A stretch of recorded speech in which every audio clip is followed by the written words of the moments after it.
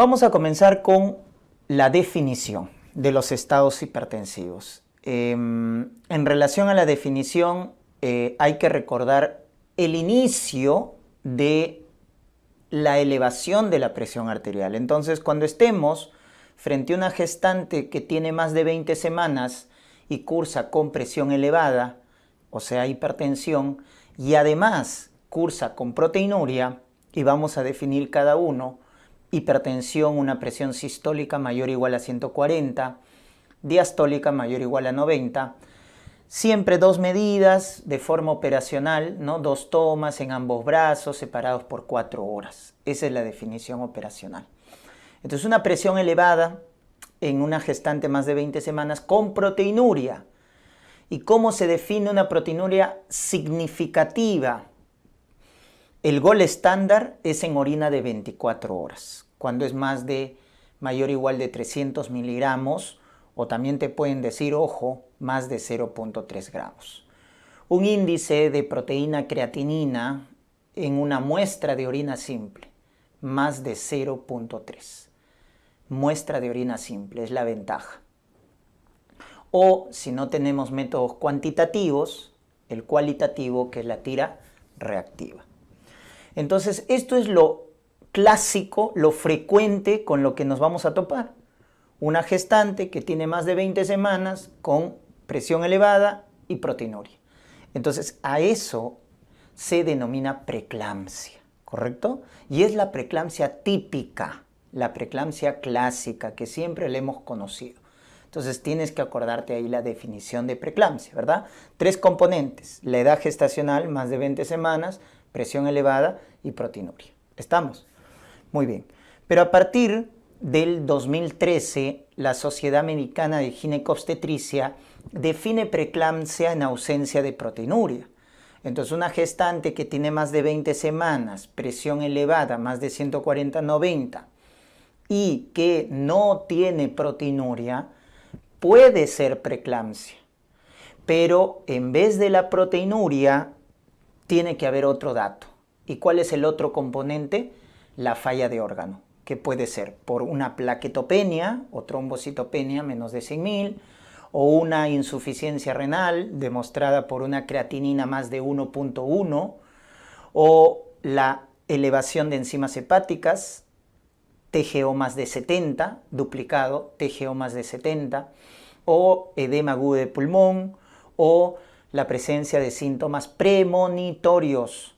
Acuérdense ahí la cefalea, el escotoma y el dolor abdominal, la mnemotecnia CET, cefalea, escotomas, dolor abdominal.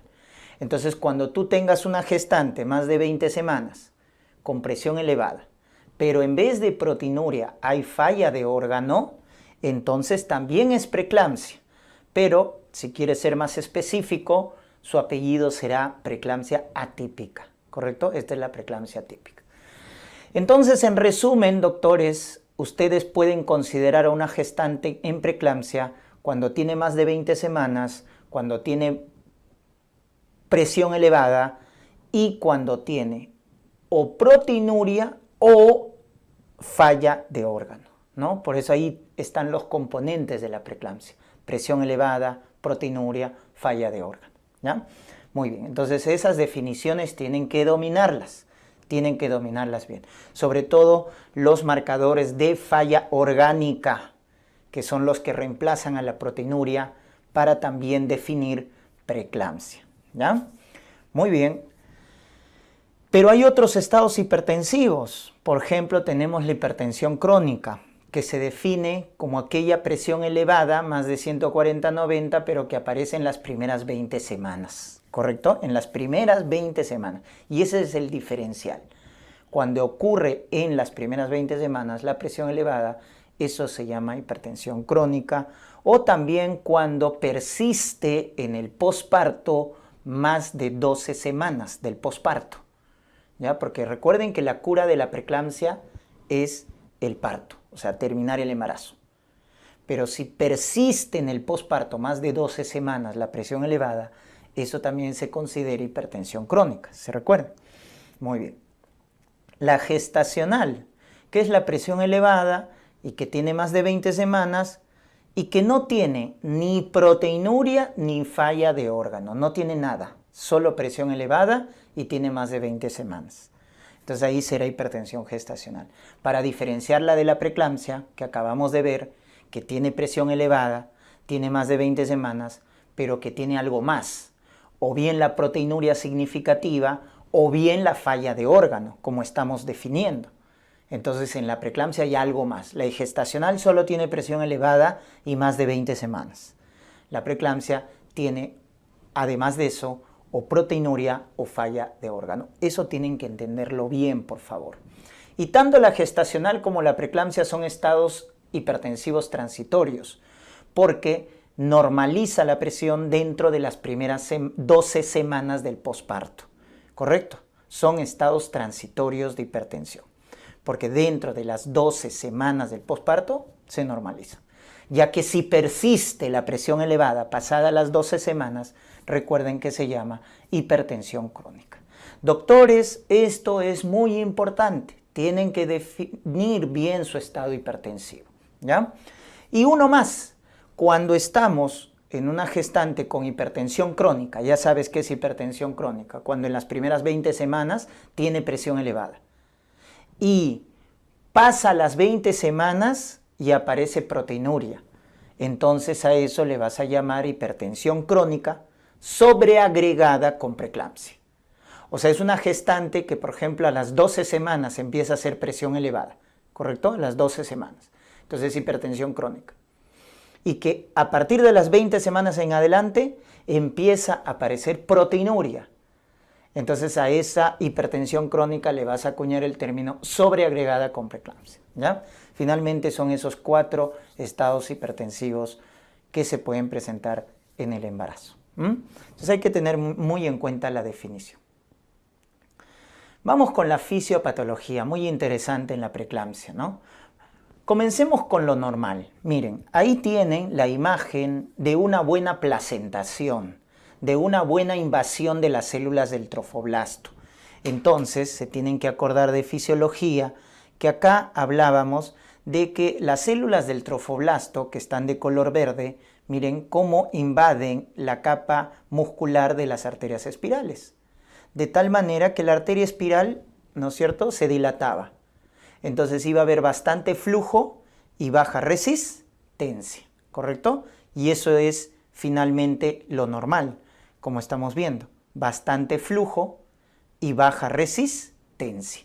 Por el buen remodelado vascular, por la buena placentación, por la buena invasión de las células del trofoblasto a la capa muscular de las arterias espirales. Esto, bioquímicamente, ¿cómo se produce? Porque hay un juego de sustancias angiogénicas. ¿Cómo es ese juego? Vamos a ver acá. Entonces hay un equilibrio, como pueden ver acá, en un embarazo normal, entre los factores angiogénicos, que es el factor de crecimiento placentario, o PIG, y el factor de crecimiento endotelio vascular. Estos dos son factores angiogénicos, o sea que promueven el remodelado vascular. Mientras que los antiangiogénicos son estas dos proteínas, el SFLT1 y el S-endoglina, o sea, las fracciones solubles del FLT1 y de la endoglina. Estos son factores antiangiogénicos. Entonces ustedes lo van a ver así, ¿correcto? Lo van a ver así a nivel de las arterias espirales. Vamos a ver que miren los factores angiogénicos, que es el punto celeste y punto verde, miren ahí están, se van a unir a los receptores que están en el endotelio de las arterias espirales, como estamos viendo ahí, miren, se unen a sus receptores y promueven el remodelado vascular, la angiogénesis, y por lo tanto llevan a esto, alto flujo y baja resistencia en un embarazo normal. Pero las fracciones solubles de estas dos proteínas, del SFLT1 y la endoglina, que lo ven acá, lo que se encargan es de unir, como son fracciones solubles, se unen a los factores angiogénicos e impiden que se unan a su receptor en el endotelio de las arterias espirales. Entonces esa es la función. Pero como son pocos, entonces lo que predomina es la interacción de los factores angiogénicos con el receptor del endotelio de los vasos espirales, de tal manera que hay un adecuado remodelado. Entonces hay un equilibrio, como estamos viendo. Y finalmente, entonces, esto vamos a verlo a nivel de la perfusión uteroplacentaria, ¿no? Que vamos a ver que hay una buena angiogénesis, un buen flujo, baja resistencia y los vasos espirales, por lo tanto, lo vamos a ver así, ¿no? Un vaso espiral con una gran luz, no tiene capa muscular, desaparece la capa muscular, por eso se dilata la arteria espiral, y esto va a llevar a una buena perfusión uteroplacentaria, buena cantidad de flujo y baja resistencia. Ese es un embarazo normal, ¿ya, doctores? Por el contrario, ¿qué es lo que pasa en la preeclampsia? En la preeclampsia ocurre esto. En la preeclampsia vamos a ver que la placentación, la invasión de las células del trofoblasto se dan de forma inadecuada, como estamos viendo acá.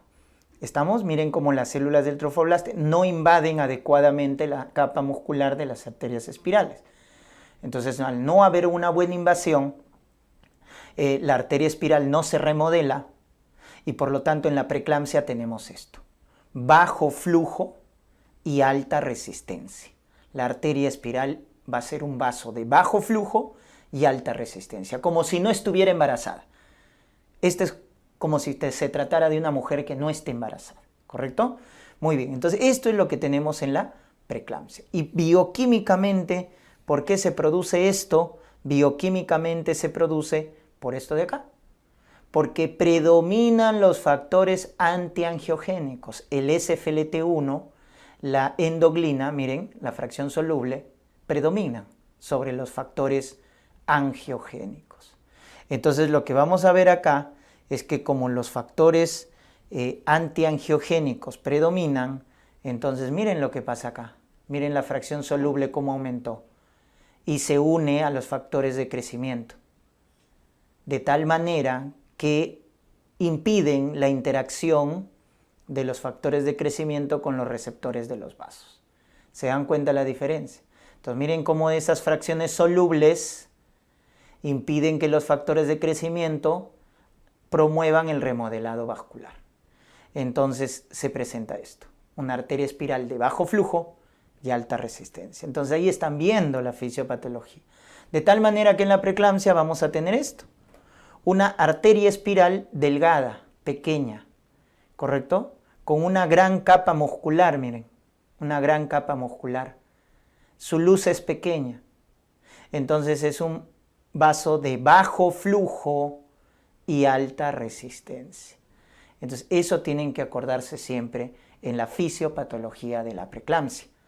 Mala invasión de las células del trofoblasto, mala placentación, ausencia de remodelado vascular, predominio de factores antiangiogénicos, el SFLT1, la endoglina, disminución de los factores angiogénicos, el factor de crecimiento placentario, el factor de crecimiento endotelio vascular, lo cual lleva a una arteria espiral delgadita, ¿no? Con una pequeña luz, con una gruesa capa muscular y que por lo tanto va a tener bajo flujo y alta resistencia, ¿ya? Esos conceptos lo tienen que recordar de esa manera. Muy bien, entonces tenemos esto en la fisiopatología de la preeclampsia: mala invasión de las células del trofoblasto, mala placentación. Eso lleva a que no haya un adecuado remodelado vascular en las arterias espirales y por lo tanto haya una insuficiencia uteroplacentaria. Esa insuficiencia uteroplacentaria lleva a complicaciones como puede ser el RCU por la insuficiencia placentaria, el feto no crece bien, se altera su hemodinamia y tiene el RCU o la restricción de crecimiento intrauterino, ¿no? El tipo 2, acuérdense, el asimétrico. También esa insuficiencia placentaria, recuerden, es promovida por el desbalance de los factores. Predominan los factores antiangiogénicos, SFLT1, endoglina, y disminuyen los angiogénicos, como es el factor de crecimiento placentario y el factor de crecimiento endotelio vascular. Producto también de la insuficiencia placentaria hay oligohidramnios, ¿no? Oligohidramnios, menor producción de líquido amniótico. Muy bien. ¿Y esto a dónde lleva? Esto lleva finalmente a una disfunción endotelial sistémica. Disfunción endotelial sistémica, lo cual lleva a una alteración en las sustancias vasoactivas. Aumenta el tromboxano A2, aumenta la endotelina, que son potentes vasoconstrictores, y disminuye el óxido nítrico, disminuye la prostaciclina o prostaglandina 2, que son vasodilatadores. Entonces esa disfunción endotelial lleva a ese desbalance de sustancias, donde van a predominar los vasoconstrictores y van a disminuir los vasodilatadores. ¿Y eso a qué va a llevar? Va a llevar también, la disfunción endotelial va a llevar a aumento de la permeabilidad vascular. Entonces el plasma, doctores, se sale de los vasos porque aumenta la permeabilidad. Hay un trasudado del plasma. Entonces, ¿qué va a pasar dentro de los vasos sanguíneos en una mujer con preeclampsia? El volumen plasmático disminuye. Hay disminución del volumen plasmático, va a haber hemoconcentración. Lo contrario a un embarazo normal, donde había aumento del volumen plasmático, hemodilución, etc. En la preeclampsia es lo contrario. ¿Se dan cuenta? Producto de la disfunción endotelial. Y esta alteración, lógicamente, va a llevar a una presión arterial elevada, porque estamos viendo que predominan las sustancias vasoconstrictoras. Por eso la clínica más frecuente de la preeclampsia es la presión arterial elevada. Vamos a tener ya falla de órganos, otro componente importante de la preeclampsia. Sobre todo a nivel hematológico, la caída de las plaquetas, ¿no? La plaquetopenia. Los trastornos neurológicos, que pueden ir desde cefalea, desde confusión, hasta la convulsión tónico-clónica generalizada, que le vamos a llamar la famosa eclampsia. ¿Qué es la eclampsia? Es el déficit neurológico que se produce en la preeclampsia. Lo más frecuente, convulsión tónico-clónica generalizada. También vamos a tener los edemas patológicos, edema de cara, edema de manos, que es patológico en una gestante. También vamos a tener como falla de órgano a nivel renal, insuficiencia renal. Y ahí acuérdense la lesión típica de la preeclampsia en el riñón, la endoteliosis glomerular. Endoteliosis glomerular es la lesión patológica de la preeclampsia en el riñón.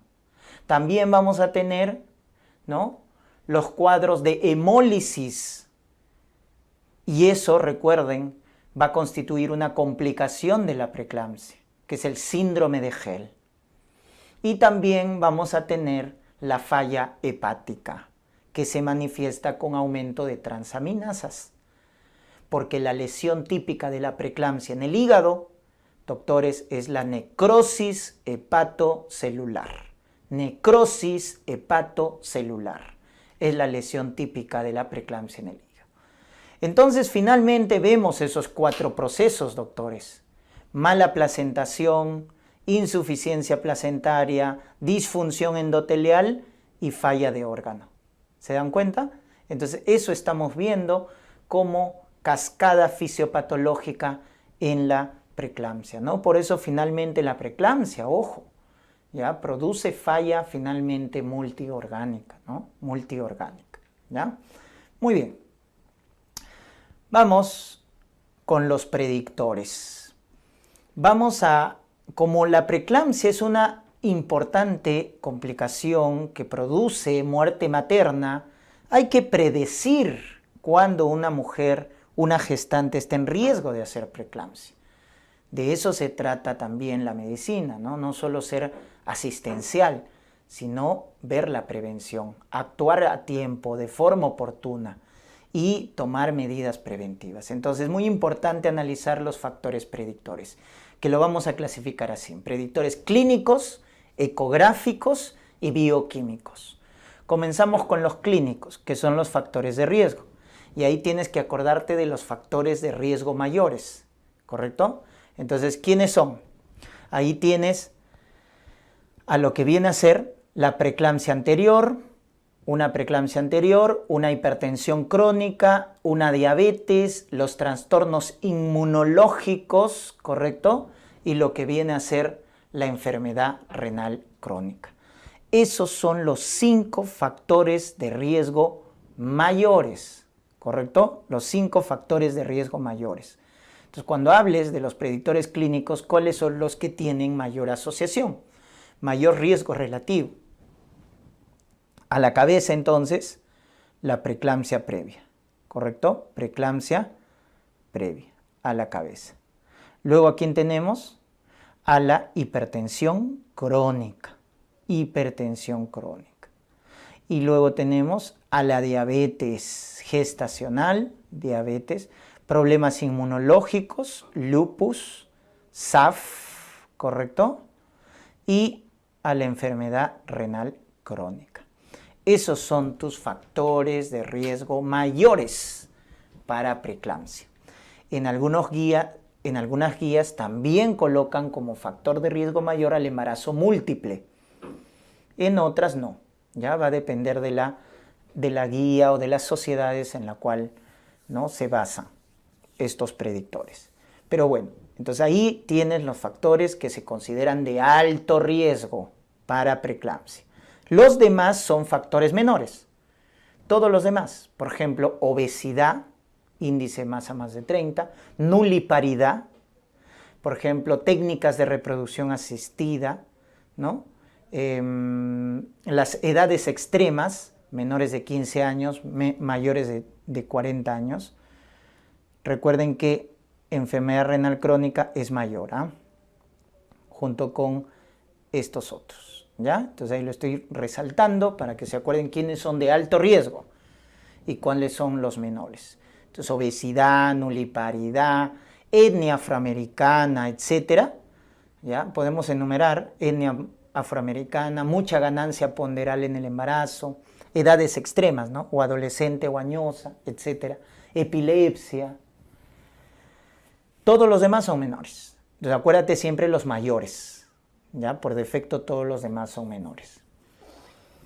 Paradójicamente hay un factor protector que quiero que te recuerdes, que es el consumo de tabaco. ¿Ya? La nicotina, el tabaco, forma o constituye un factor protector, porque se ha visto así en los estudios, que las gestantes que consumen tabaco tienen menos riesgo de preeclampsia. ¿Ya? Obviamente es una asociación, pero obviamente no se va a indicar, pues, ¿no?, como medida preventiva, porque obviamente es un hábito nocivo, ¿no? Pero deben tener en cuenta ese dato, ¿ya? Así como en cardiología, pues, ¿no? El consumo de alcohol moderado es cardioprotector, ¿no? Baja la presión arterial, el consumo moderado de alcohol. Entonces, mucho cuidado con eso, porque te pueden sorprender, ¿no? Entonces, acá el consumo de tabaco es factor protector de preeclampsia. Y vamos a tener el predictor ecográfico. ¿Cuál es el predictor ecográfico? El Doppler de la arteria uterina, ¿ya? El Doppler de la arteria uterina, como podemos ver acá, se puede evaluar en 2 momentos, ya sea en el primer trimestre o ya sea en el segundo trimestre. ¿Quién tiene más valor como predictor? El de primer trimestre, definitivamente. Este tiene más valor, porque evaluamos el famoso índice de pulsatilidad. El índice de pulsatilidad evaluamos en el primer trimestre, en el Doppler de arteria uterina. Entonces, cuando este índice de pulsatilidad es más del percentil 95, ¿qué nos está informando?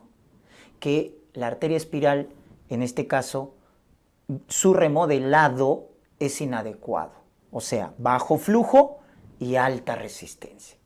Entonces, cuando este índice de pulsatividad está aumentado, ojo, eso es inversamente proporcional al flujo. Así acuérdate.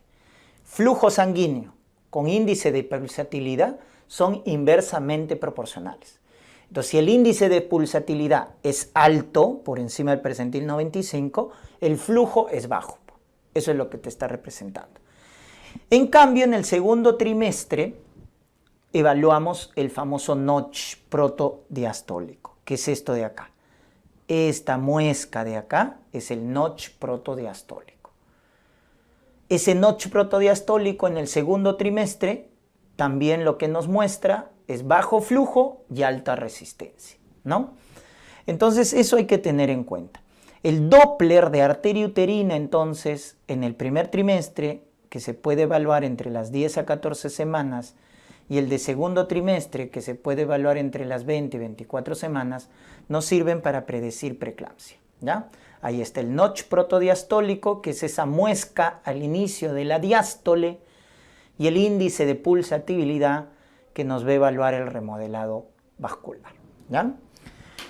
Entonces, ¿quién tiene más predicción? El de primer trimestre, definitivamente. Nos va a servir para prevenir, porque si yo encuentro un Doppler de arteria uterina alterada en el primer trimestre, entre las 10 y 14 semanas, porque el índice de pulsatilidad está aumentado, entonces podré iniciar medidas preventivas, porque estoy a edades tempranas.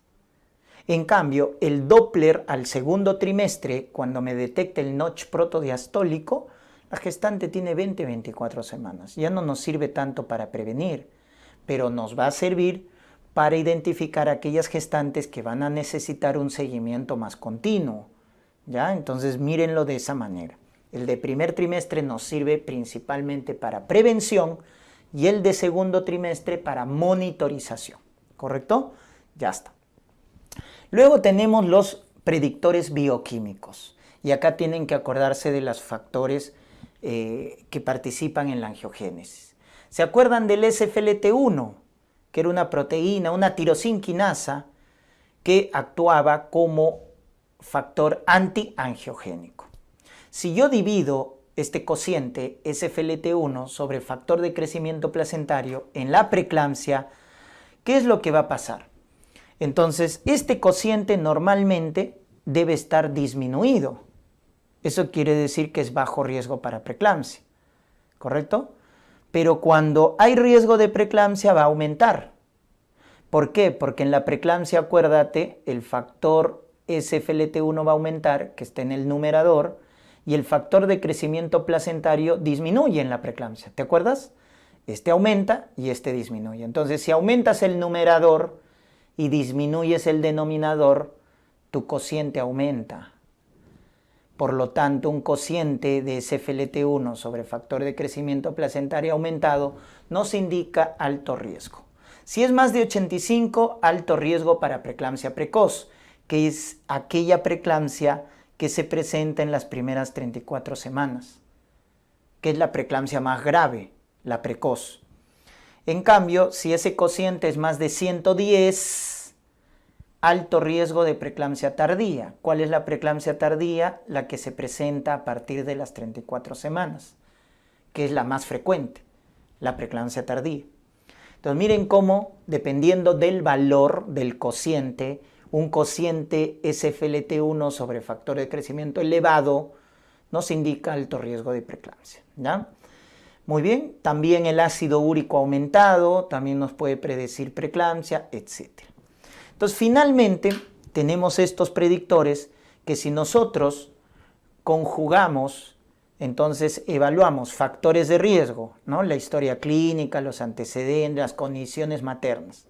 Monitorizamos la presión arterial media, que es la presión basal de la paciente. Monitorizamos el factor de crecimiento placentario, que sabemos que en la preeclampsia está disminuido. Y utilizamos el Doppler de arteria uterina, monitorizando el índice de pulsatilidad.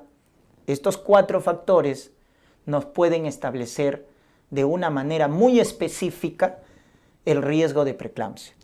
De tal manera que si los combinamos, sacamos una evaluación del riesgo de preeclampsia entre las 11 y 14 semanas. Entonces esto se hace de manera computarizada y nos sale un cociente, un valor. Entonces el riesgo es bajo si ese cociente es menos de 1 sobre 100. Por el contrario, el riesgo es alto si es más de 1 sobre 100. ¿Ya? Acá entonces, riesgo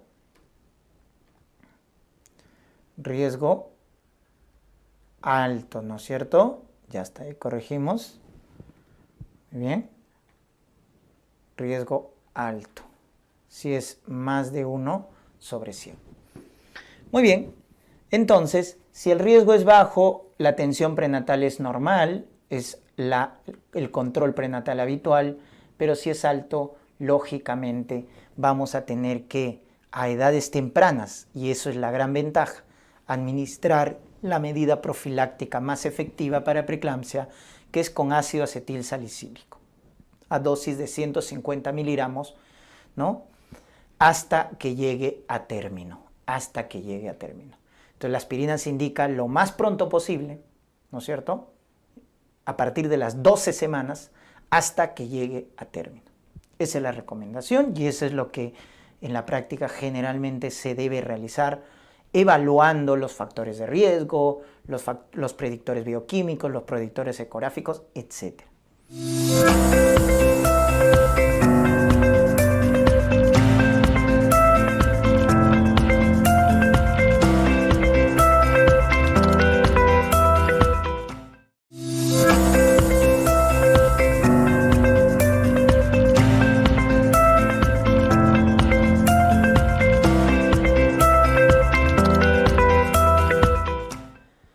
Vamos con el diagnóstico de preeclampsia. Entonces acá tenemos la clínica. ¿Cuál es la clínica más frecuente de la preeclampsia? La clínica más frecuente de la preeclampsia es la elevación de la presión arterial. Encontrar una presión sistólica más de 140, diastólica más de 90.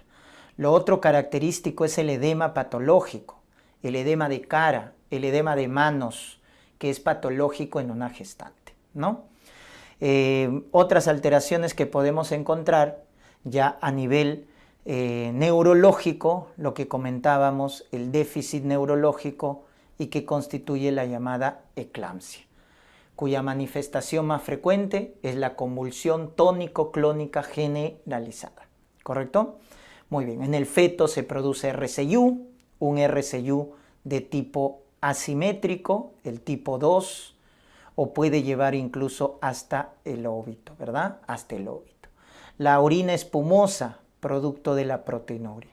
Y así, podemos ir enumerando las fallas orgánicas, falla renal, falla hepática, falla pulmonar, porque finalmente, producto de la disfunción endotelial, la preeclampsia puede llevar a todas esas complicaciones.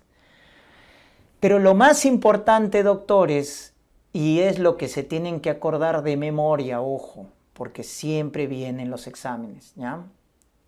Los criterios de severidad para poder definir si es una preeclampsia leve, entre comillas. No se dice preeclampsia leve, ¿correcto? Se dice preeclampsia sin criterios de severidad, entre comillas leve. Y la otra que es la preeclampsia con criterios de severidad. Entonces, ¿cuáles son esos criterios que me definen severidad en la preeclampsia? Y que obviamente la conducta terapéutica, el manejo va a ser diferente. Entonces ahí tenemos, primer criterio de severidad, los síntomas premonitorios. SET, cefalea, escotomas, dolor abdominal. Un dolor de cabeza severo que no responde a la analgesia común.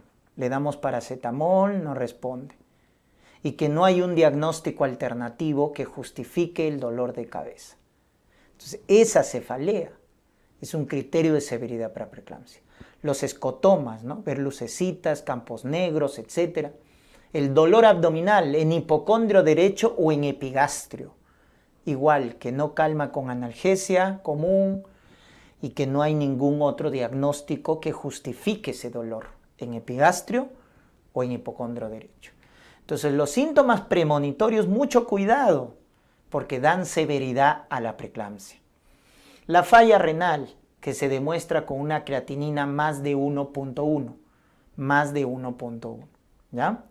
Recuerden que normalmente en la gestante la creatinina sérica baja por la hiperfiltración glomerular. Por eso si tenemos mayor o igual a 1.1, ya es patológico. La plaquetopenia, plaquetas menos de 100.000, las transaminasas al doble, más de 70, y el edema agudo de pulmón. Doctor, estos 5 criterios usted me mencionó en la definición, que también nos sirve para definir preeclampsia en ausencia de proteinuria. Correcto, son los mismos criterios. Qué bueno que te hayas dado cuenta. Estos 5 criterios que constituyen falla orgánica tienen 2 utilidades. Definirte preeclampsia en ausencia de proteinuria y decirte que la preeclampsia es severa. Por lo tanto, doctores, por favor, tienen que memorizarse, recordar estos 5 criterios, por la doble utilidad que tiene, definición y pronóstico. Entonces, muy importante. Doctores, ¿hay más criterios de severidad? Sí, le vas a aumentar a estos 5, que ya los conocías desde la definición, uno más, la elevación de presión. Más de 160 la sistólica, mayor o igual, o la diastólica mayor o igual a 110. Entonces, cuando la presión también está muy elevada, es criterio de severidad, 160, 110. Y el déficit neurológico, la eclampsia, que puede ser desde confusión, coma, hasta lo más frecuente. ¿Cuál es lo más frecuente? Convulsión tónico-clónica generalizada. Entonces, también la eclampsia ya es criterios de severidad. Esos son los 7 criterios de severidad. Estos son los 7 criterios que si en un caso clínico, en un contexto de preeclampsia, gestante más de 20 semanas, presión elevada, proteinuria, te van a decir que la preeclampsia es severa. Tienes que tenerlo en cuenta, ¿ya? Estos criterios de severidad son establecidos por la Sociedad Americana de Gineco-Obstetricia. Doctor, la proteinuria severa, el RCU, la hipoxia fetal, óbito, ¿constituyen criterios de severidad? No, según la Sociedad Americana no, ¿ya? Entonces no inventen criterios, por favor, no inventen, ¿ya? Ni RCU, ni proteinuria severa, hipoxia, o sea, estado fetal no tranquilizador, óbito, no constituyen criterios de severidad. Tengan en cuenta eso. Muy bien.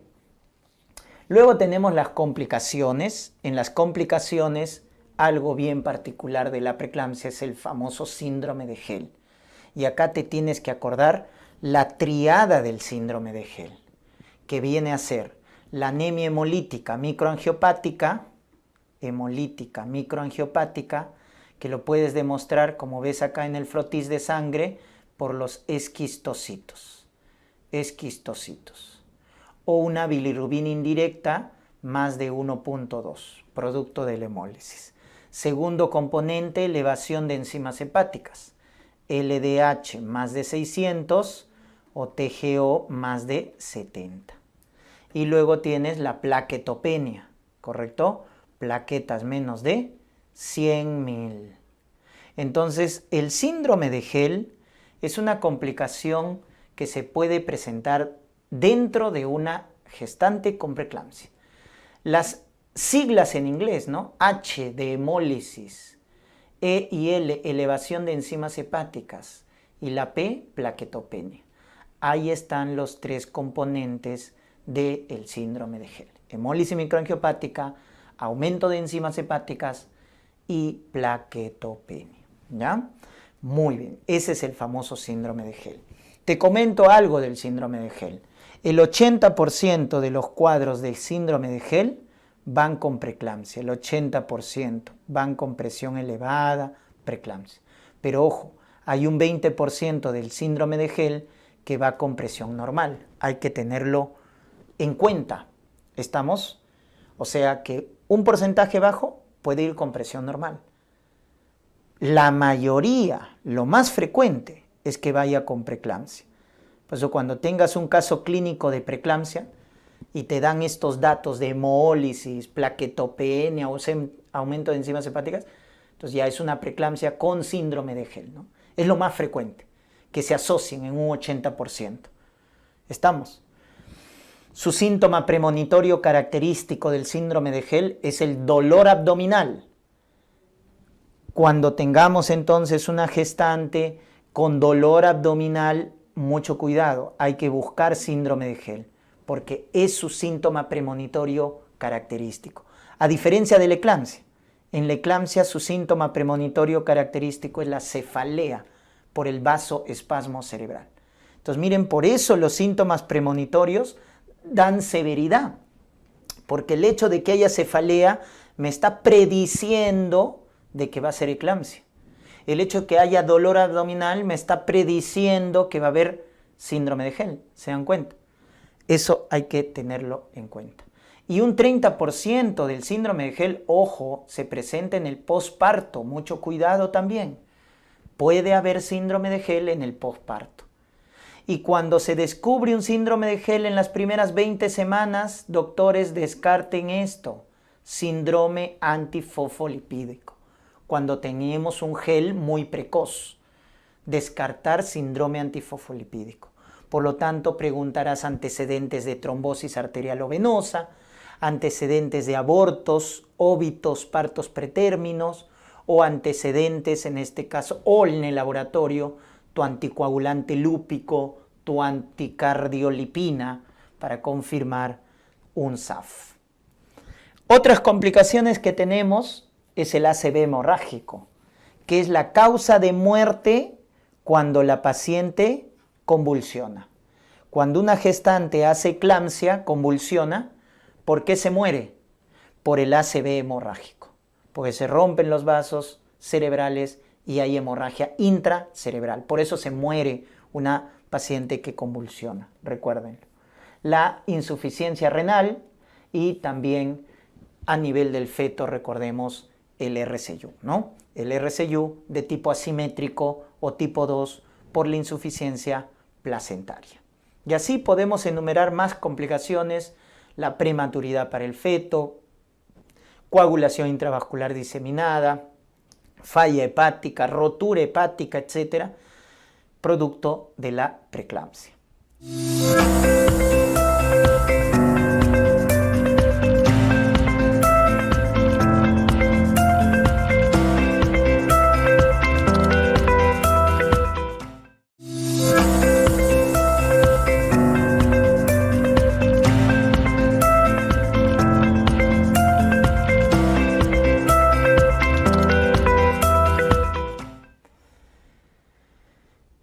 Y finalmente vamos con el tratamiento, ¿correcto? Entonces el tratamiento de la preeclampsia, doctores, va a depender del estadio de la preeclampsia. O sea, es una preeclampsia, en este caso, sin criterios de severidad o con criterios de severidad.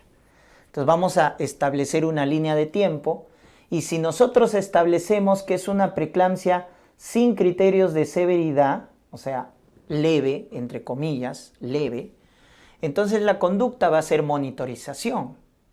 Hay que aumentar la vigilancia continua del embarazo, ¿no es cierto? Entonces la atención prenatal, las pruebas de bienestar fetal van a aumentarse en el embarazo. Entonces la idea en una preeclampsia sin criterios de severidad es monitorizar más a la gestante, ¿correcto? Durante todo el embarazo, siempre en cuando no aparezcan signos de severidad. Entonces continuamos la vigilancia continua hasta que llegue a término. Una vez que llegue a término, o sea, las 37 semanas, terminamos el embarazo. O sea, en una preeclampsia leve, entre comillas, puedes esperar hasta las 37 semanas y terminar el embarazo, induciendo el parto vaginal. Por eso la pregunta, si te dicen, ¿qué haces en una preeclampsia sin criterios de severidad? Si es antes de término, vigilancia continua. Cuando ya llega a ser término, terminas el embarazo. Y acá un dato: no se termina por cesárea, es inducción del parto vaginal. Una preeclampsia leve que está a término, ¿qué debes hacer si no tiene contracciones uterinas? Inducir el parto vaginal. Quítense el concepto de que toda preeclampsia va a cesárea. No es así. No es así, ¿correcto? Por eso si les dicen preeclampsia leve, a término, no hay contracciones, inducir el parto vaginal será la conducta. ¿Estamos? Muy bien. ¿Cuándo vas a terminar el embarazo en una preeclampsia leve antes? Cuando aparezcan complicaciones. Pues.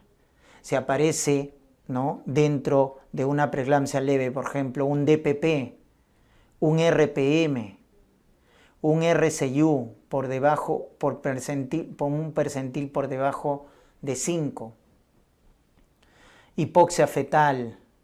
Entonces, en esos casos, ya sí hay que terminar el embarazo antes. Así no tenga criterios de severidad por presentarse estas complicaciones. Pero si no se presentan, puedes esperar hasta término. Y ahí terminas induciendo el parto vaginal. ¿Estamos? Ya está. Esa es la preeclampsia leve. Cambiamos cuando es con severidad, porque ahí sí vamos a aplicar la famosa clave azul. Clave azul. ¿Ya? Para la hemorragia, clave roja. Para la sepsis, clave amarilla.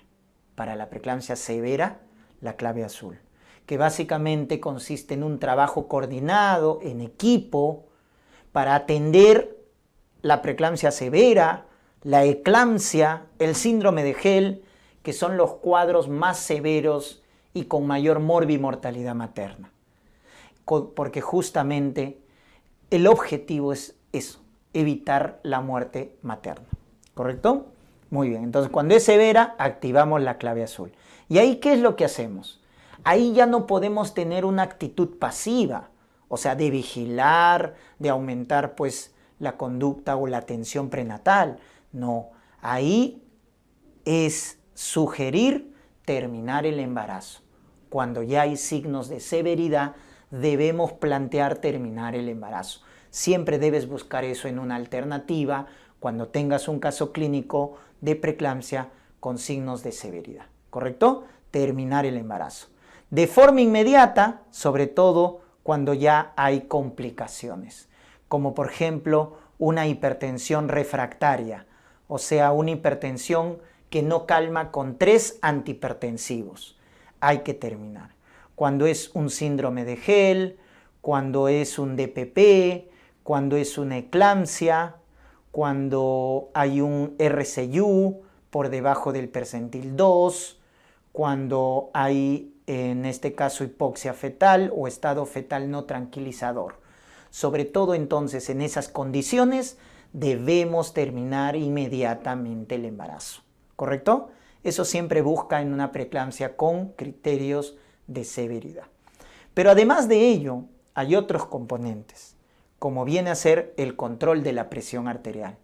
¿Con qué controlamos la presión? En nuestro medio, en una preeclampsia severa, cuyos valores de presión están bien elevados, el agente primario para tratar la preeclampsia es el calcio antagonista, nifedipino, 10 miligramos por vía oral, que tiene igual eficacia que la betalol, 20 miligramos por vía endovenosa, tiene la misma eficacia.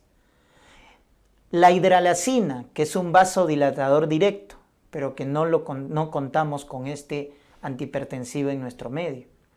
Y el alfa-2 agonista, que es el metildopa, que también podemos utilizarlo, 500 miligramos por vía oral, dosis máxima hasta 3 gramos por día.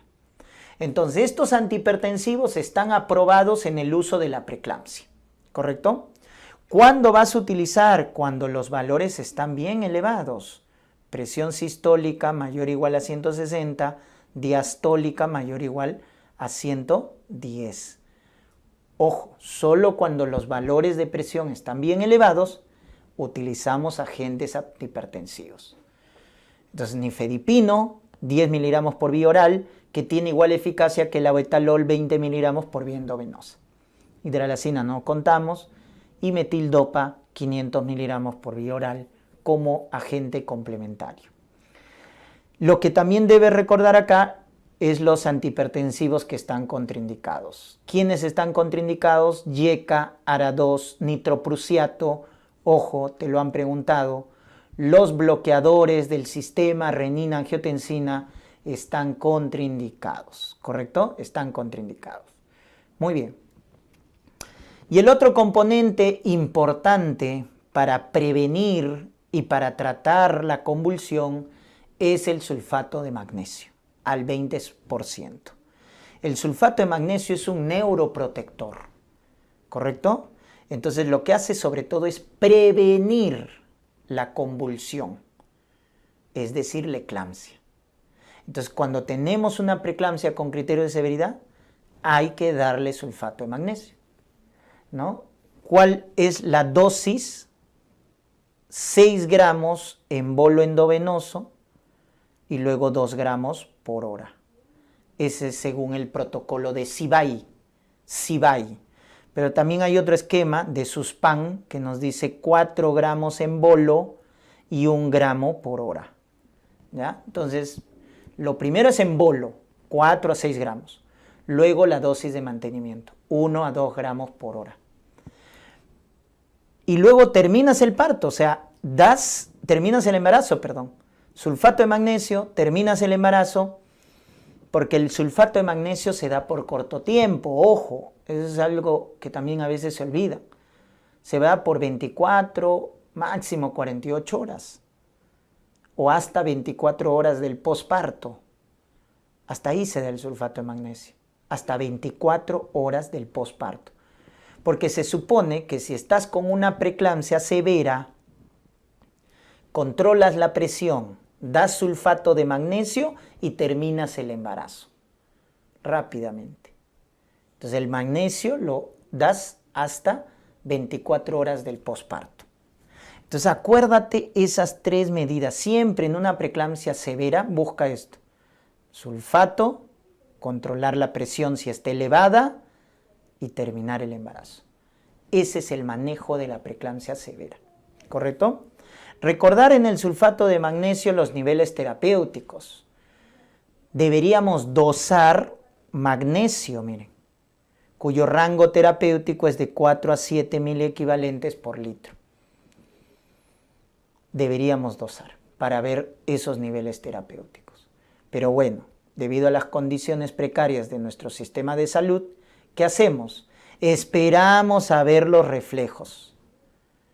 Cuando caen los reflejos, recién nos damos cuenta que la paciente se está intoxicando por el magnesio. Porque cuando los reflejos caen, y por reflexia, mira que los niveles de magnesio a nivel de la sangre es más de 7 miliequivalentes por litro. Entonces ya se está intoxicando la paciente. Por eso les preguntan, ¿no? El primer signo de intoxicación por magnesio, hiporreflexia. Cuando los niveles séricos de magnesio siguen aumentando, ¿qué aparece? Bradipnea, frecuencia respiratoria menos de 12. Y ya cuando es muy grave la intoxicación, aparece paro cardíaco. Esa es la secuencia. Primero hiporreflexia, luego bradipnea y al último paro cardíaco, ¿no? Es por eso que cuando tenemos entonces datos de intoxicación, ¿cuál va a ser el antídoto?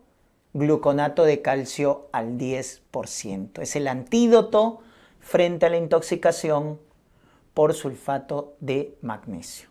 ¿Ya? Es el antídoto. Colocamos una ampolla por vía endovenosa. Y también hay que monitorizar la diuresis cuando damos magnesio, ya que el magnesio se excreta por la vía urinaria, de tal manera que si hay oliguria o hay falla renal, entonces hay que suspender el magnesio, porque si no la paciente se va a intoxicar. Por eso, para dar magnesio, la diuresis en la gestante debe ser más de 0.5 mililitros por kilo por hora. Más de 0.5 mililitros por kilo por hora. ¿Ya? Entonces, cada vez que utilizamos magnesio, debemos controlar 3 cosas: diuresis, reflejos y frecuencia respiratoria. Acuérdate de ello. Cuando utilizamos magnesio, controla reflejos, diuresis y frecuencia respiratoria. ¿Ya? Y ante datos de intoxicación, el antídoto es gluconato de calcio. Y finalmente la prevención. En la prevención, recuerden que vamos a buscar los criterios mayores, ¿correcto? ¿Cuáles son los mayores? Recuérdense: preeclampsia previa, hipertensión crónica, diabetes mellitus, problemas inmunológicos, SAFO, lupus, enfermedad renal crónica o embarazo múltiple, ¿no? Son tus criterios mayores. Y los menores, todos los demás, pues, ¿no? Nulípara, obesidad, excesiva ganancia ponderal, edades extremas, etc.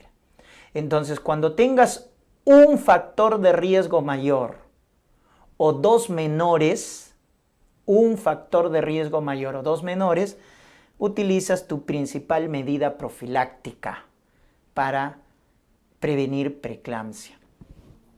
¿Cuál es? El tomar la presión arterial, el control de peso, pero sobre todo cuando hablamos de medicamentos, la famosa aspirina, el ácido acetil salicílico, cuyo mecanismo de acción, recuérdate, a dosis bajas, es bloquear la ciclooxigenasa tipo 1 y con ello disminuye la síntesis de tromboxano A2, que está aumentada en la preeclampsia. ¿Desde cuándo podemos dar el ácido acetil salicílico? Desde edades tempranas. ¿Desde cuándo? 12 semanas. Entre las 12 y las 16 semanas debemos iniciar la aspirina a dosis de 100 a 150 miligramos. Clásicamente se utilizaba 100 miligramos, pero el último estudio sobre preeclampsia y prevención nos reafirma la dosis de 150 miligramos, el estudio ASPRE, ¿ya?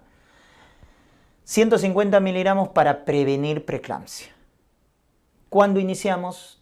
Entre las 12 a 16 semanas. Porque cuanto más tarde lo inicies, lo puedes iniciar, no hay problema. 20 semanas, dale aspirina, si tiene factores de riesgo. Lo puedes dar, pero la eficacia ya va disminuyendo conforme te vas demorando. ¿Te das cuenta? Entonces, mientras más temprano, mayor eficacia. Y recuerda que lo vas a dar hasta que llegue a término, hasta las 36 a 37 semanas. Es por eso que debemos evaluar a una gestante entre las 10 a 14 semanas, debemos evaluar mediante los factores de riesgo, mediante los predictores bioquímicos, el predictor ecográfico, etcétera, para decidir si vamos a utilizar o no esta medida profiláctica, ¿ya? Muy bien. En las poblaciones que tienen bajo consumo de calcio, podemos dar a este elemento para prevenir preeclampsia, ¿correcto? Damos el calcio para prevenir preeclampsia en la dosis de 1.5 a 2 gramos de calcio elemental. Recuerden que el calcio como suplemento se utiliza en forma de carbonato de calcio, ¿ya? Y una tableta de carbonato de calcio nos proporciona 1 gramo de calcio. Una tableta de carbonato de calcio, 1 gramo de calcio. Entonces, para prevenir preeclampsia utilizamos tableta y media a 2 tabletas de calcio, ¿no? También desde edades tempranas, desde las 13 semanas en adelante, ¿correcto? Si queremos prevenir preeclampsia, ¿qué aplica a aquellas poblaciones donde tienen poco consumo de calcio? ¿Ya? Poco consumo de calcio. Recuérdense que cuando damos calcio como suplemento en una gestante normal es a partir de las 20 semanas, pero para prevenir preeclampsia es más precoz, ¿ya? Pero la medida más importante, recuerden, es aspirina.